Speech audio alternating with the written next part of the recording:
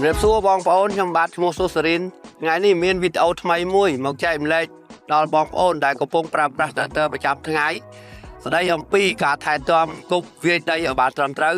ដើម្បីឲ្យគប់ប្រើប្រាស់បានយូរនិងធ្វើការបានស្អាតល្អការថែទាំគប់មាន3ដំណាក់កាលដំណាក់កាលទី1មើលកន្លែងរួនចាក់ប្រេងដំណាក់កាលទី2មើលកន្លែងបងខ្លាញ់ខ្វែងកលែរបស់គប់ដំណាក់កាលទី3មើលចន្លោះនៃការថែទាំរបស់អង្គុក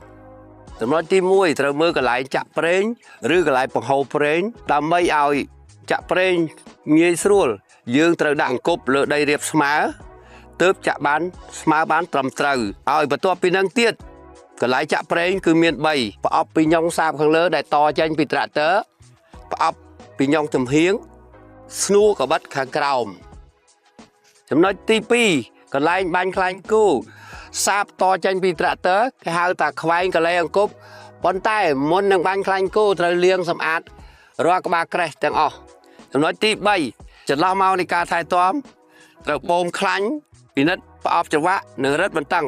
ប្រឡងទាំងអស់រៀងរាល់8ម៉ោងម្ដងហើយត្រួតពិនិត្យប្រេងប្រអប់ពីញ៉ុងត្រួតពិនិត្យប្រេងប្រអប់ច្រវាក់ត្រួតពិនិត្យប្រេងសាបកបិតខាងក្រោមរៀងរាល់50ម៉ោងម្ដងនិងផ្លាស់ប្ដូរប្រេងប្រអប់ពីញ៉ុងនិងប្រអប់បញ្ជូនចលនាប្រេងរំអិលសាបអំបិលរបស់កបិតរៀងរាល់400ម៉ោងម្ដងចំណុចខាងលើនេះហើយជាអត្ថប្រយោជន៍ដល់អ្នកប្រើប្រាស់ Tractor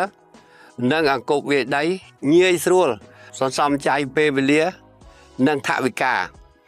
សូមអរគុណចំពោះបងប្អូនដែលបានតាមដានទស្សនា